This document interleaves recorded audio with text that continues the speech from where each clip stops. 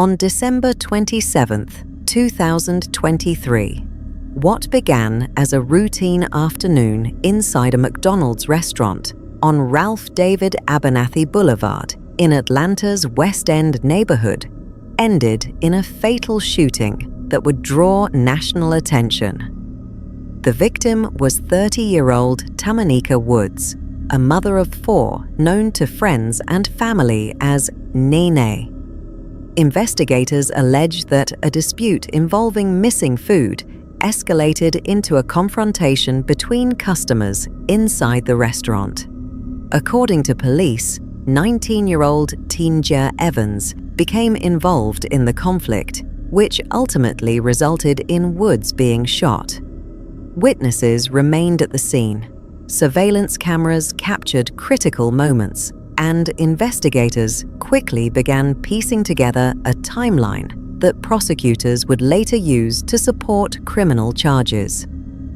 As detectives examined physical evidence, digital records, witness statements, and surveillance footage, a detailed picture emerged of how an ordinary disagreement allegedly evolved into a homicide investigation. Tonight, a 19-year-old woman is behind bars following a deadly shooting outside a McDonald's here in Atlanta. The shooting happened outside the McDonald's on Ralph David Abernathy Boulevard, just a few blocks away from the West End Mall. Atlanta police tell us one woman was shot and killed, and the suspect was later arrested. She's also facing charges for aggravated assault and possession of a firearm during the commission of a felony. Here we deliver clear, factual, and up-to-date true crime stories. Subscribe and turn on notifications to stay informed on the latest cases and investigations. On the afternoon of December 27, 2023, Atlanta police officers were dispatched to a McDonald's restaurant located on Ralph David Abernathy Boulevard in the city's West End neighborhood. The initial emergency call reported a shooting inside the restaurant, but officers arriving at the location had little information about what had occurred moments earlier. What they encountered would quickly transform an ordinary disturbance call into a homicide investigation. When officers entered the restaurant, they found 30-year-old Tamanika Woods suffering from a gunshot wound. Customers and employees who had witnessed the incident remained inside or near the restaurant as emergency personnel worked to provide medical assistance. The scene was chaotic, but investigators immediately recognized the importance of preserving evidence and identifying everyone who had observed the events leading up to the shooting. Paramedics transported Woods to a nearby hospital for treatment. Despite medical efforts, she later died from her injuries. With her death, the investigation shifted from an assault case to a homicide investigation. As officers secured the location, they learned another significant detail. According to witnesses, several customers had physically restrained the alleged shooter immediately after the gunfire erupted. Instead of fleeing the scene, the suspect remained in custody until law enforcement arrived. This development provided investigators with an unusual advantage in the early stages of the case because they did not have to conduct an extensive search for a suspect. The restaurant was sealed off while crime scene technicians began documenting every aspect of the location. Investigators photographed evidence, collected physical items, and recorded the positions of individuals who had been present during the confrontation. Detectives also separated witnesses to obtain independent statements before memories could be influenced by conversations with others. Initial witness interviews revealed that the shooting did not appear to be the result of a planned attack. Instead, nearly every witness described an argument that had developed inside the restaurant shortly before the violence occurred. What's your name? Who? Marlo? One second. Is that your first name, for? M-A-L-O. M-A-L-O. What's your last name? Woods. And what's your date of birth? Oh. Where you stay? Where do I stay? You said missing? Oh, let me give you another address, cause Hold on one second. You said 154 Cortez? Gordon Terrace. G-O-R. That's where I get mail and stuff from.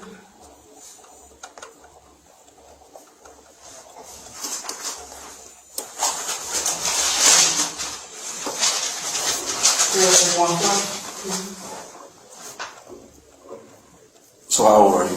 24. 24?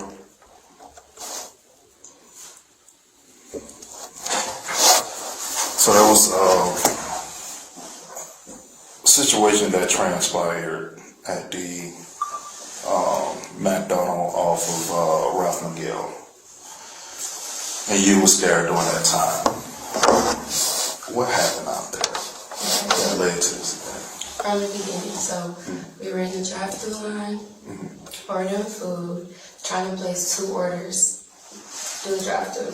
One for cash, one for card. They informed us that since they're short on staff, that they're only, I'm doing straight from like, I don't want to miss nothing. Okay, I appreciate that. They informed us that they're short staff, we can only do one, so we put all our orders together, then we went to the window. Our order wasn't complete when we got to the window. We were trying to tell the lady we wanted to add more food to the order. And she explained to us that she's new, because it seemed like they had, the lady who first took our order seemed like she had a little attitude or whatever. So when we went to the window, it was a different lady, and she explained to us, oh, we're sorry, I'm sorry, I'm new to working or whatever. And she was like, oh yeah, we all understand, because at first we thought it was attitude or whatever. So we paid for our food, went to the second window to receive our food, and we looked in our bags, didn't have everything in it. So we went inside to tell them with our receipt and let them know that all our food was not in our bags. So, like, fast food people don't like remaking their food or whatever. So I guess they seemed like they were a little, attitude or whatever, to make the food. And then my sisters was one of my sisters, let me not miss this. Okay, so we were still waiting for our food. Then somebody in the back said, can y'all, why they still here? And then one of my sisters made a comment and said, if we had all our food, we would be gone. So then, after one of the ladies in the back said that, the lady who was in the front register, I guess she catch drift of all the emotions or whatever. And see, my sister was like right here. This is, where people stand, and this is their, whatever. My sister was right here getting the sauce from their inside, and the lady from the cash register was like, back up, doing this like this. And she had an attitude, and I'm not sure what my sister said to her. Then the lady who had got shot was saying, she had spoke up and said something and was telling the girl, like, I already know, like, girl, so basically, like, trying to stick up for the register lady. I'm horrible at telling stuff. So, then, the other lady, I guess the lady taking up for the register lady felt like that was her way to get bucked or get big. So she was just walking back like, yeah, because nobody wants smoke, like nobody want to, basically trying to antagonize, saying she want to fight or whatever. And then one of my sisters was like, what you doing all that for, or something, saying like, you could clock out or whatever. And then one of my other sisters was just saying the same thing. And the lady in the back, and the lady who was the guest, who spoke up for the cash register lady, was saying stuff like, antagonizing too, basically saying, oh, called somebody and told them to bring her file in or whatever, because these 4 hoes tripping or whatever, something like that. And one of my sisters said something like, I got it on me, shoot who or whatever, like basically saying the lady was basically saying she was gonna shoot first. Then as we got our food, one of the managers, I guess she was a manager at McDonald's, she had came up to me and my other sister, the pregnant sister, and asked us, like, did y'all get everything? Are y'all okay with y'all need or whatever? And me and my sister were okay, and we was walking out. And then the other lady still kept talking crazy. As we walking out, me and my other sister trying to get me and my two other sisters to leave out. And then next thing you know, the lady who told somebody to go get their fire had walked up to one of my sisters. And when I looked, I saw her hand, I don't know what she did. Her hand went like this and my sister's hand went like this. So I turned around, put my foot down and tried to grab my sister because I ain't gonna lie, you know? So, and next thing you know, I just heard, pop! So I'm thinking, I'm looking for my sisters, and then I'm just thinking it was a lady that did the shooting, because she said she was gonna shoot first. And then I'm looking, and then I see her on the ground, and then we try to leave, and I see a man with my sister holding her, like trying to not let her go. And then that's when we had called our mom, and we went to go get her, and yeah, came back, my sister and caught her. And that was it.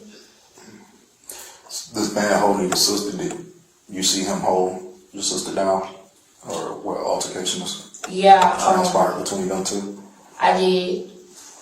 It was me and my two sisters was trying to let him take him off of her because he had the gun to her head, like was holding it her gun or his gun? Or? I'm not sure whose gun it was. I just seen him holding. I was trying to touch them, like let her go, but at the same time he got a gun and it's to her head, and then next thing you know the gun started doing this. So I pushed back like, sir, just let her go. Not knowing who shot who still at the same moment. So I'm thinking,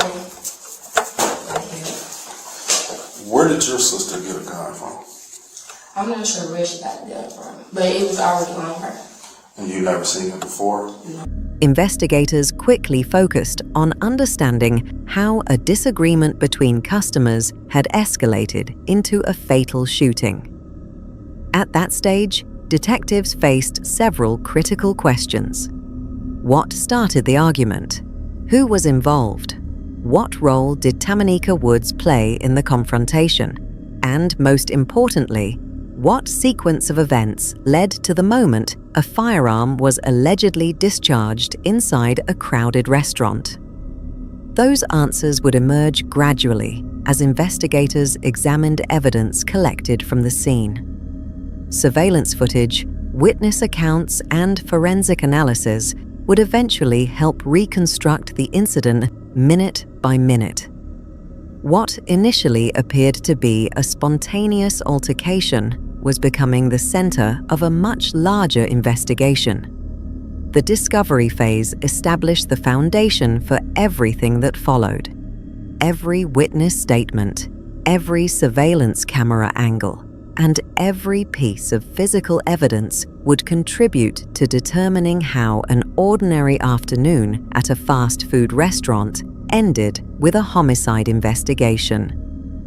Before her name appeared in headlines across the country, Tamanika Woods was primarily known as a mother raising 4 children in Atlanta. Those who knew her described her as someone who maintained strong ties within her community and regularly interacted with family members, friends, and neighbors. Investigators examining the events surrounding her death quickly realized that understanding Wood's background was important because it provided context for why she became involved in a dispute that originally did not involve her. Friends and relatives stated that Woods often supported people she cared about. According to individuals familiar with her daily life, she was known for stepping in when she believed someone was being treated unfairly. While such descriptions would not directly explain what happened inside the McDonald's restaurant, they offered insight into decisions she allegedly made during the confrontation. As detectives interviewed witnesses, another important detail emerged. Woods reportedly knew one of the McDonald's employees working during the incident. This connection would later become a central component of the investigation because it explained why she may have chosen to involve herself in a dispute between customers and restaurant staff. Investigators found no indication that Woods entered the restaurant expecting to become involved in a conflict. Instead, evidence suggested she encountered a situation that was already developing between other individuals. Understanding Woods' background also helped detectives establish what happened before the shooting. They learned that she was not originally part of the customer complaint that allegedly triggered the confrontation. According to witness statements, her involvement began only after tensions had already started escalating. This distinction became significant because investigators needed to identify every participant's role in the dispute. Determining who initiated the confrontation, who became involved later, and how interactions evolved over time would be critical to reconstructing the incident. As detectives continued gathering information, they built a timeline that placed Woods inside the restaurant during the crucial moments leading up to the shooting. Witnesses consistently described her as becoming involved after observing a dispute involving restaurant employees. The more investigators learned about Woods, the clearer it became that her connection to one employee may have influenced her decision to intervene. What remained unclear was how a disagreement over a food order progressed from a customer service issue into a confrontation involving multiple people. Answering that question required investigators to move beyond witness descriptions and focus on physical evidence collected from the scene. Once the crime scene was secured, forensic investigators began the detailed process of examining evidence inside the restaurant. Unlike witness statements, which can vary based on individual perception and memory, physical evidence provides investigators with measurable facts that can help establish what occurred. One of the first findings confirmed by medical personnel was the cause of death. Authorities determined that Tamanika Woods died from a gunshot wound sustained during the confrontation inside the restaurant. Crime scene technicians then focused on documenting the exact location where the shooting occurred. Measurements, photographs, and physical evidence were collected to create a detailed reconstruction of the scene.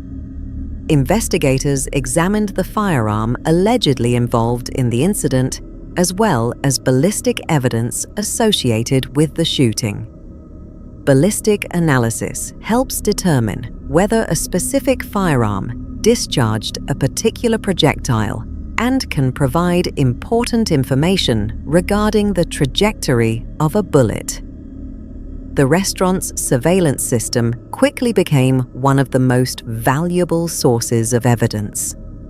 Detectives reviewed footage from multiple camera angles to determine where individuals were positioned before, during, and after the confrontation. By comparing surveillance footage with witness statements, investigators could identify consistencies and discrepancies. If witnesses described certain actions, detectives could evaluate whether video evidence supported those accounts. The footage also allowed investigators to establish timing. Understanding exactly when the argument began, how long it lasted, and how quickly events escalated was essential for reconstructing the sequence of events. Another important aspect of the forensic investigation involved identifying everyone present during the confrontation. Detectives documented the locations of employees, customers, and participants involved in the dispute. This information helped establish who had direct observations of the incident and who might have been able to provide useful testimony.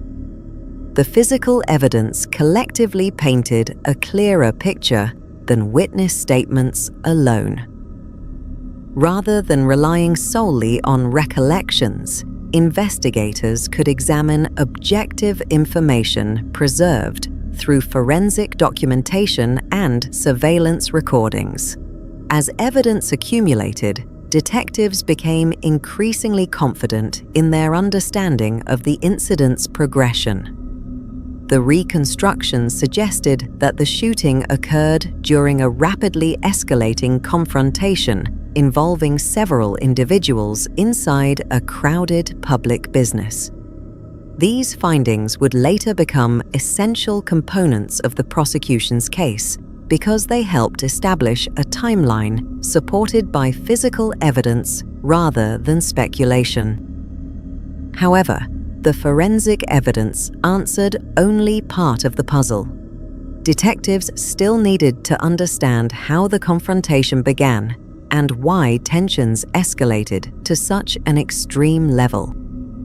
That answer appeared to originate from what initially seemed like a routine customer complaint. As investigators reviewed witness interviews and court documents, a more detailed account of the events leading up to the shooting began to emerge. According to investigators, the confrontation allegedly started because of a dispute involving a food order. What might ordinarily have been handled through routine customer service procedures instead became the starting point for a much larger conflict. Authorities alleged that Tinia Evans and members of her family confronted a McDonald's employee regarding food they believed was missing from an order. Witnesses described a verbal disagreement that gradually intensified as the parties continued interacting. At first, the dispute appeared limited to the individuals directly involved in the customer complaint. However, investigators determined that additional people eventually became part of the confrontation. Witnesses reported that tensions rose as accusations and arguments continued. The disagreement moved beyond the original issue concerning the food order and became increasingly personal. At some point during the exchange, Woods allegedly entered the situation. Investigators believed her relationship with one of the employees influenced her decision to become involved. According to witness accounts, Woods reportedly defended the employee during the confrontation. Her involvement expanded the number of participants and added another layer to an already volatile situation. Detectives later concluded that the argument had evolved far beyond its original cause. What started as a disagreement regarding restaurant service gradually transformed into a confrontation involving multiple individuals with competing perspectives and escalating emotions. Witnesses described a situation in which tensions continued increasing rather than decreasing. Opportunities to de-escalate the conflict appeared to diminish as additional participants entered the argument. For investigators, understanding this progression was critical. The shooting itself lasted only moments, but the events leading to it unfolded over a longer period. Examining those earlier interactions helped detectives determine how the situation reached a point where violence allegedly occurred. The conflict's evolution illustrated a recurring challenge seen in many criminal investigations. Incidents that ultimately result in serious violence often begin with disputes that initially appear minor. As participants continue engaging with one another, tensions can escalate beyond the original issue that started the disagreement. By the time investigators completed their reconstruction of events, they concluded that the confrontation inside the restaurant had undergone several stages of escalation. What began as a customer complaint eventually became a dispute involving multiple people, competing viewpoints, and increasing hostility. Those developments set the stage for the critical moments that followed and would ultimately become the focus of the homicide investigation. As the investigation into the shooting of Tamanika Woods progressed, one of the earliest and most significant breakthroughs came from surveillance systems inside the McDonald's restaurant on Ralph David Abernathy Boulevard in Atlanta's West End. The establishment was equipped with multiple fixed-position cameras covering the dining area, counter space, and entry points. These recordings became the central source for reconstructing the timeline of events that led to the fatal shooting. Detectives began by securing all available digital footage immediately after the scene was stabilized. This included internal surveillance recordings, possible audio captures, depending on camera configuration, and time-stamped transaction logs from the restaurant's point-of-sale system. Investigators then created a synchronized timeline, combining video frames with dispatch records, witness arrival times, and emergency response logs. The surveillance footage reportedly documented the progression of the dispute from its initial stages through the final moments before the shooting. Investigators analyzed frame-by-frame movement of all individuals involved, noting positioning, proximity changes, and physical interactions. According to arrest warrant summaries, the footage captured multiple phases of escalation, beginning with verbal exchanges near the service counter and extending into movement toward the seating area where the confrontation expanded. One of the key investigative uses of the footage was behavioral mapping. Detectives tracked who initiated movement toward whom, who exited and re-entered the interaction space, and how bystanders repositioned themselves during the dispute. This mapping allowed investigators to establish a structured sequence of actions rather than relying solely on witness recollections, which often varied in detail and timing. The footage also served as a verification tool. Witness statements collected at the scene provided differing accounts of how the confrontation escalated. Some witnesses described a rapid escalation, while others reported a more gradual build-up. Investigators compared each statement against time-stamped video evidence to identify consistencies and contradictions. At a critical stage in the recording, investigators reportedly observed a shift from verbal dispute to physical engagement. The footage allegedly showed individuals moving closer together in a confined space, with body positioning indicating heightened confrontation. Although exact gestures and exchanges were interpreted through multiple review cycles, detectives concluded that the interaction exceeded a verbal disagreement and transitioned into physical confrontation. The final segment of the surveillance footage captured the moment immediately preceding the gunfire. Investigators isolated this portion of the video for enhanced analysis, including zoomed frame extraction and motion tracking. This analysis was used to determine who was positioned closest to Tamanika Woods at the time of the shooting, as well as identifying any visible movements that indicated the production of a firearm. Once the shot was fired, the footage documented rapid dispersion of individuals inside the restaurant. Investigators used this final sequence to establish post-incident behavior, including who remained on scene, who restrained the suspect, and how quickly emergency assistance was called. This digital reconstruction became a foundational element in the case file and was repeatedly referenced during later interrogations and charging decisions. Prior to the shooting, investigators reconstructed a sequence of interactions that began as a customer service complaint. According to witness statements and later court documentation, the initial issue involved an order dispute at the McDonald's counter. Tania Evans and accompanying individuals raised concerns regarding missing or incorrect food items.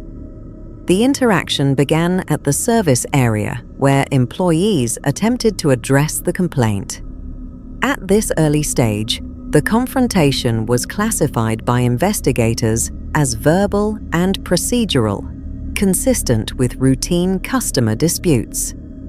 However, the situation did not resolve through standard service resolution channels. Witness accounts indicate that the exchange became prolonged, with repeated questioning and continued verbal engagement between customers and staff. The escalation phase began when additional individuals became involved in the discussion. Surveillance review and witness statements both indicate that Tamanika Woods entered the interaction space during this period. Investigators established that Woods was not part of the initial complaint, but became involved after observing the ongoing dispute between Evans and a McDonald's employee. According to investigative findings, Woods's involvement was linked to her relationship with the employee involved in the confrontation. Her entry into the situation changed the dynamics of the interaction from a customer-employee dispute to a multi-party confrontation involving bystanders and acquaintances. At this point, the interaction expanded beyond the service counter into the broader restaurant area.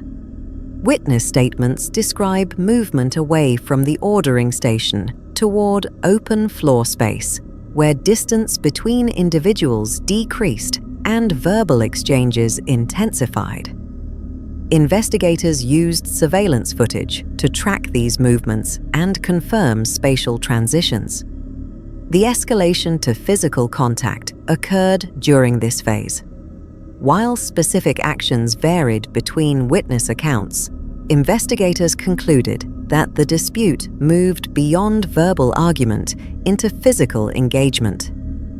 This determination was based on combined evidence, including body positioning in surveillance footage, statements describing pushing or aggressive movement, and post-incident injury documentation. Prosecutors later focused heavily on identifying the transition point between verbal disagreement and physical confrontation. This moment was considered critical in determining legal responsibility and intent.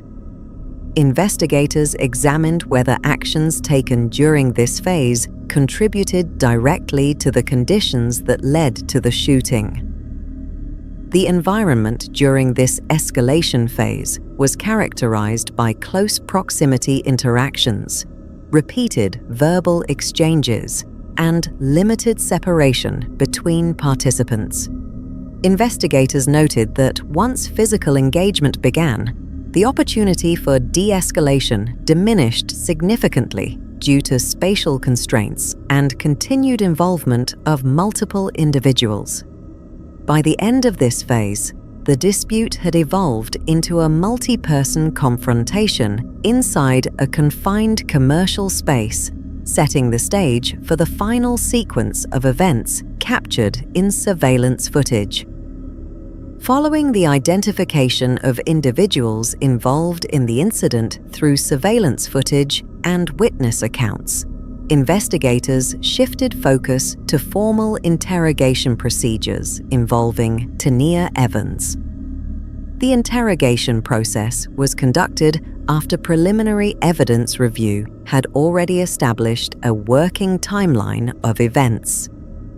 detectives structured the interrogation around specific evidentiary categories, including surveillance footage, interpretation, witness consistency, and physical evidence recovered from the scene. The primary objective was to reconcile Evans's account with independently verified investigative findings. During questioning, investigators presented a sequence of observed events derived from video analysis. This included time-stamped interactions, movement patterns, and positioning data collected from surveillance footage. Evans' responses were evaluated against these established points to identify alignment or discrepancies. Witness statements collected prior to interrogation were also introduced as comparative material. These statements described varying perspectives on how the dispute escalated and how individuals reacted during the confrontation. Investigators used these accounts to test consistency across multiple independent observations. A significant component of the interrogation focused on decision-making during the critical phase immediately before the shooting. Investigators sought to establish intent by analyzing actions leading up to the discharge of the firearm, including positioning, proximity to the victim, and sequence of physical movements. Forensic evidence collected from the scene, including ballistic analysis and physical placement of shell casings, was incorporated into questioning. Detectives used this data to reconstruct firing distance, trajectory, and spatial orientation of individuals at the time of the incident. Throughout the interrogation phase, prosecutors aimed to establish a coherent narrative supported by multiple evidence streams. These included digital surveillance, forensic results, and eyewitness testimony. The interrogation was not conducted in isolation, but as part of a broader evidentiary framework designed to build a prosecutable case. The outcome of the interrogation phase contributed to charging decisions and reinforced the structure of the investigative timeline used in subsequent legal proceedings. The final 24-hour period before the shooting did not initially indicate any known premeditated escalation related to the individuals involved. Based on investigative reconstruction, the day proceeded as a routine sequence of unrelated activities until the confrontation inside the McDonald's restaurant. The incident began when Tania Evans and associated individuals entered the restaurant and placed an order. At some point following the transaction, concerns were raised regarding the accuracy or completeness of the order. This triggered a customer service interaction with staff members attempting to address the complaint. Tamanika Woods became involved after the initial dispute had already begun. Investigators determined that her involvement was not part of the original customer complaint, but occurred during an active dispute between Evans and a McDonald's employee. Her decision to intervene positioned her within the active conflict zone inside the restaurant. Surveillance footage indicates that the interaction escalated within a short time frame. The sequence shows repeated exchanges between the involved parties, movement within the restaurant space, and increasing proximity between individuals. Investigators noted that the environment became increasingly congested as additional participants entered the area. Witness statements and video analysis suggest that the confrontation reached a peak intensity within minutes. During this peak, investigators determined that physical engagement occurred, marking a clear escalation from verbal dispute to physical confrontation. At the final stage of the interaction, prosecutors alleged that Tania Evans produced a firearm during the confrontation. The discharge of the weapon occurred inside the restaurant and struck Tamanika Woods. The event took place rapidly, with surveillance footage capturing only limited frames of the exact moment of firing due to motion and reaction responses from individuals in the vicinity. Immediately following the gunfire, the recorded sequence shows rapid dispersion of individuals, with some attempting to exit the area and others attempting to restrain the alleged shooter.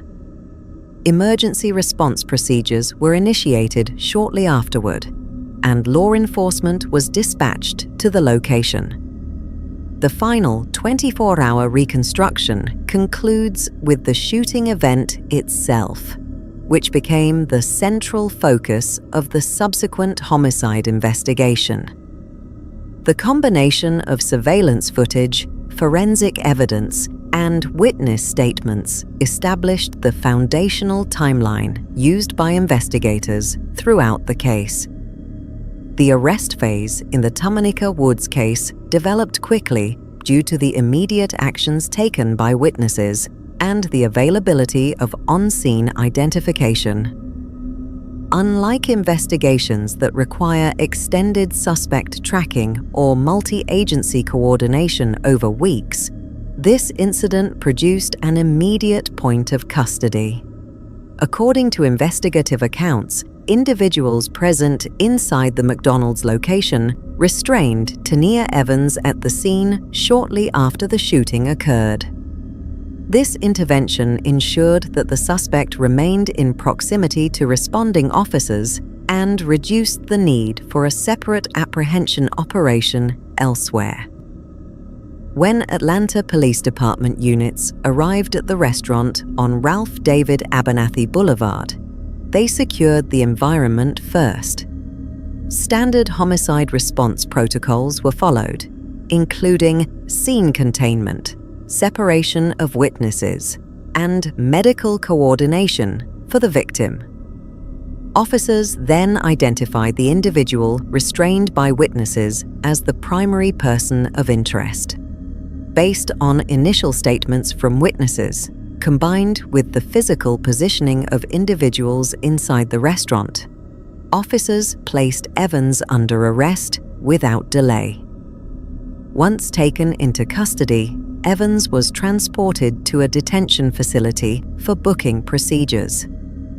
During booking, law enforcement documented identifying information, collected administrative records, and formally recorded the charges. The initial charge classification included murder, reflecting the severity of the outcome, and the allegation that the firearm discharge directly caused the death of Tamanika Woods. Additional charges were also filed, related to the alleged use and possession of a firearm during the commission of a violent felony. These supplementary charges are typically included in cases where investigators determine that a weapon was actively used in the commission of the offense. As the investigation progressed beyond the immediate arrest, prosecutors expanded the charging framework. This included reviewing whether aggravating factors could be applied based on the location of the incident, the presence of bystanders, and the nature of the confrontation. The prosecution's position, based on preliminary findings, was that the evidence supported a full indictment on multiple counts rather than a single homicide charge. Bond proceedings followed shortly after the initial arrest. During these hearings, prosecutors presented arguments opposing pre-trial release. Their position was based on several factors commonly considered in bond determinations: the seriousness of the charge, potential risk to public safety, and the evidentiary strength of the case at that early stage. The court ultimately denied bond, meaning the defendant would remain in custody while awaiting further court proceedings. The denial of bond shifted the case into a structured pre-trial phase. At this point, the focus transitioned from immediate fact collection to formal evidence disclosure. Prosecutors began organizing discovery materials, while the defense prepared for initial hearings, motions, and evidentiary challenges. All right. You go in the restroom? Okay. All right. Yeah, I'm investigator Francis, the investigator McCowan. We definitely want to talk to you about everything that took place today. Just want to ask you a few questions. But before we do that, can I get your first name? Janiyah Evans. Spell it for me. T''Iyaevans. And what's your highest level of education? Some college. Okay. And is English your first language? Yes. Okay. And I'm not asking you this to be offensive, it's just standard, okay? Just to make sure you understand, okay? So I'm gonna read you your Miranda rights before we ask you any questions, and we're gonna make sure that you understand, okay? So, you have the right to remain silent. Do you understand?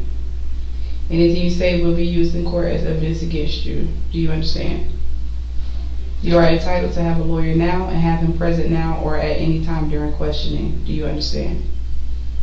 If you cannot afford a lawyer, one will be appointed for you without cost, and he may be present at all times during your questioning. Do you understand? You can decide at any time to exercise these rights and not answer any questions or make any statements. Do you understand? And I'm going to ask you again, and I need for a verbal answer, please. Do you understand these rights? Yeah, but I need a lawyer. I do. I got my sister. You said you do? I gotta talk to my sister for my lawyer. Okay. So, do you, but I still have to ask you the rest. Mm-hmm. But let me ask you again, do you understand these rights? Do you wish to talk to us at this time without a lawyer?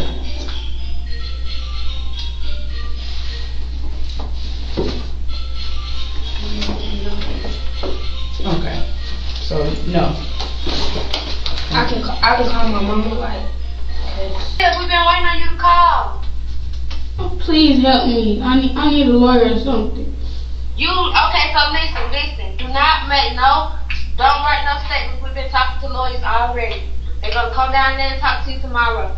They said do not talk over the phone. Don't talk about it over the phone. You are gonna be okay. Alright. Yeah, I'm on that, baby. You okay? Milo and Apple are home. I wanna come home. I know you do. You just gotta calm down and stop crying. Everything's gonna be okay. There's a way you can call everything. Like, we put the time on the phone, and Lord Dad is like, Lord Dad, he gonna put time on money on your food. Alright. You already got like a pen and stuff like that, where like we can call you, insert a pen and stuff like that. No, I'm at the headquarters in this room. I'm not. Still down there. Yeah. That still got you in question. Did you write a statement? No. I said I didn't want to talk.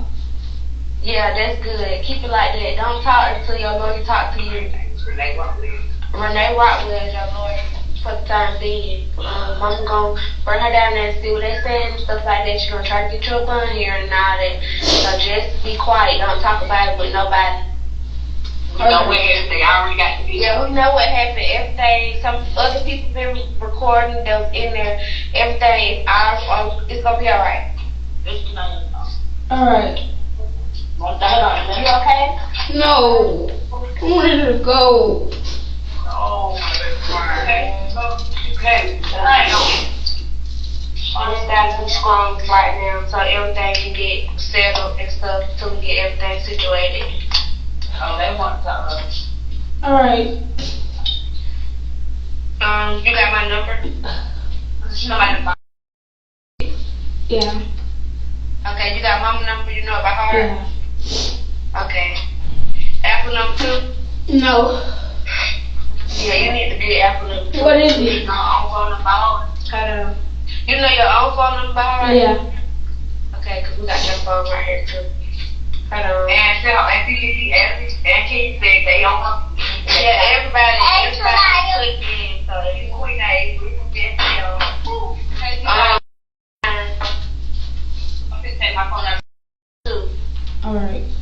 Alright, I gotta get an officer back his mom. What's your charge? Did they give you any charge? Did they charge you again? The man, the investigator came and said murder, aggravated assault, In possession of firearm to commission of a felony. and possession of firearm during a felony. Mm-hmm. I don't got a felony. Murder is a felony. Oh, No, you're not a felon. You're not a felon. No, So don't murder worry is a about felony, that. so you Oh. can't have it. murder is the felony. What you said, Maria? Murder. But she's not a felon. No one said she's a Did you felon. get charged by a convicted felon? No. No. Oh, murder in the process of committing a felony. Yeah. Hello? Yeah. I'm set up. You okay? It's alright. We already got some money to pay for that shit.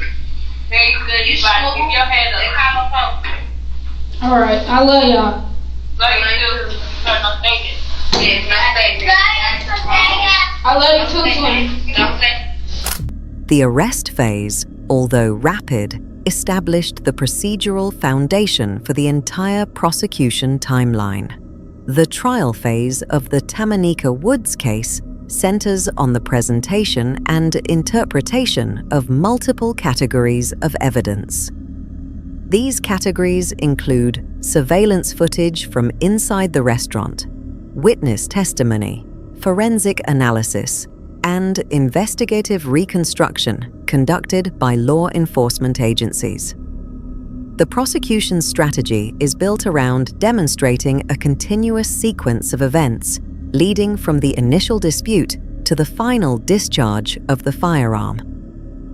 A central element of the prosecution's case is video surveillance. Footage recorded inside the McDonald's provides a visual record of interactions between the individuals involved. Prosecutors use this footage to establish timelines, identify positioning of parties, and document behavioral sequences before and during the incident.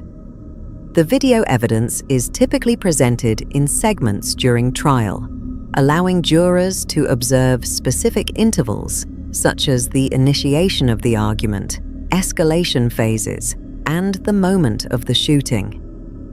In addition to video evidence, witness testimony plays a significant role. Multiple individuals who were present inside the restaurant are expected to provide sworn statements describing what they observed. These statements are used to supplement the surveillance footage and provide context that may not be visually clear. Witness accounts are often compared against each other to determine consistency, as well as against physical evidence collected at the scene. Prosecutors rely on these comparisons to strengthen the argument that the events occurred in a specific sequence. Forensic evidence forms the third major pillar of the prosecution's case. This includes ballistic analysis of the recovered firearm, trajectory studies, and examination of the bullet impact location. Medical examiner findings establish the cause of death and confirm the nature of the injury sustained by the victim. These scientific elements are used to determine distance, positioning, and timing. Forensic specialists may also be called to testify regarding how the physical evidence aligns with or contradicts witness statements. Investigators also present reconstructed timelines. These timelines combine surveillance timestamps, 911 call records, and officer dispatch logs. The goal of this reconstruction is to create a minute-by-minute account of how the situation developed. This chronological structure is used in court to present a linear narrative of events that can be evaluated by the jury.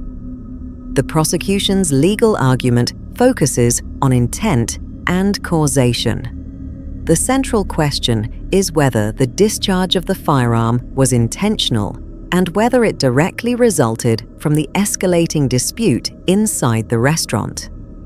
Prosecutors typically argue that the combination of witness testimony, video footage, and forensic evidence supports the conclusion that the actions taken were deliberate rather than accidental or incidental. The defense approach in this case is expected to focus on evidentiary interpretation and procedural scrutiny.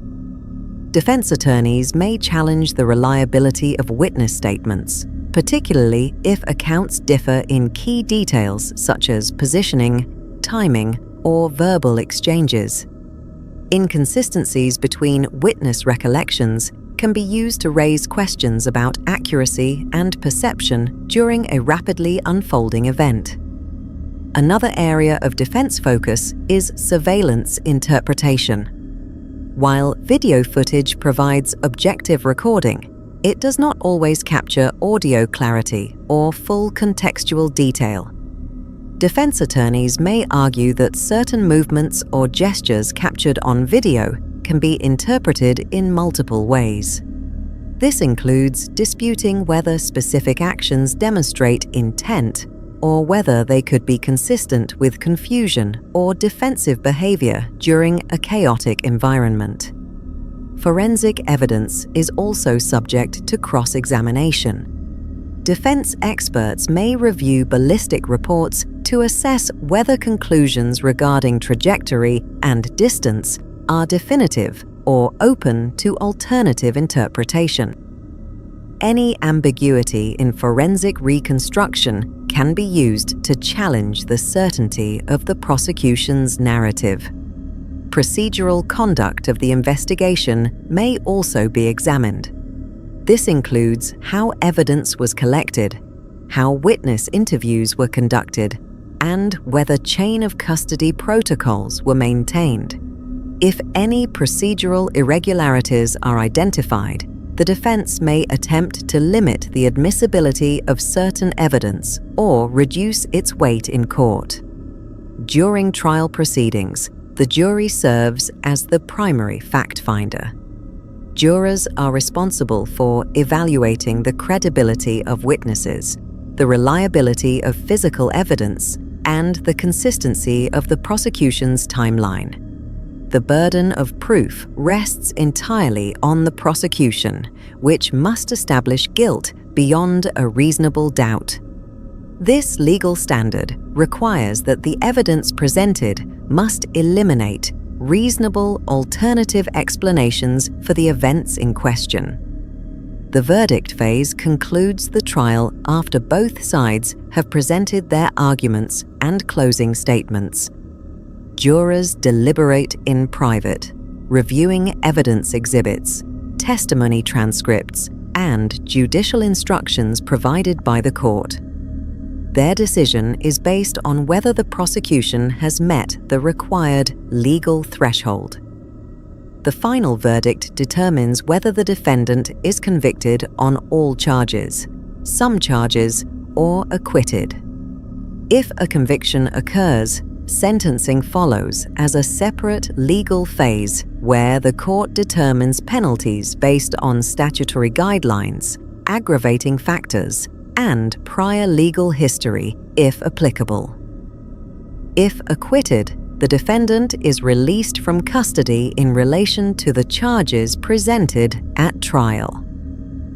Following the conclusion of the immediate legal proceedings, the aftermath of the Tamanika Woods case extended beyond the courtroom. The incident became part of a broader public record that includes law enforcement documentation, court filings, and community responses. The case remained under public discussion due to the nature of the incident occurring in a commercial public setting and involving multiple witnesses. Community response included organized gatherings and public remembrance events held in Atlanta. These gatherings were attended by family members, friends, and local residents. The purpose of these events was to acknowledge the legal outcome of the investigation and to provide structured spaces for community engagement following the incident. Public records indicate that attendance included individuals connected to both the victim and broader community organizations. The case also prompted procedural discussions among local officials and law enforcement agencies regarding response protocols for violent incidents in public commercial establishments. These discussions typically focus on response timing, witness management, surveillance utilization, and coordination between first responders and investigative units. From a legal perspective, the case contributed to ongoing analysis of how quickly disputes can escalate into felony-level incidents in high-traffic public locations. Prosecutors and law enforcement agencies often use such cases in training contexts to illustrate the importance of immediate evidence preservation, rapid suspect identification, and coordinated investigative response. For the judicial system, the case reinforced standard evidentiary processes used in homicide trials involving surveillance footage and multiple civilian witnesses. These cases often serve as reference points for future prosecutions with similar factual patterns, particularly where the sequence of events is captured on video and corroborated by forensic findings. In the broader community context, the case remains documented in public records as part of Atlanta's violent crime statistics for the period in which it occurred. It is categorized under homicide investigations involving interpersonal disputes in commercial settings. This classification is used for statistical reporting, policy review, and resource allocation within law enforcement agencies. The long-term procedural impact of the case is reflected in how evidence is archived and how investigative methodologies are reviewed. Law enforcement agencies maintain case files that include surveillance recordings, forensic reports, and witness statements for future reference or appeals if applicable. These materials remain part of the official record and can be reviewed under legal supervision if required in subsequent proceedings. Ultimately, the aftermath phase of the case is defined not only by the legal resolution, but also by the continued integration of the case file into broader investigative and judicial systems.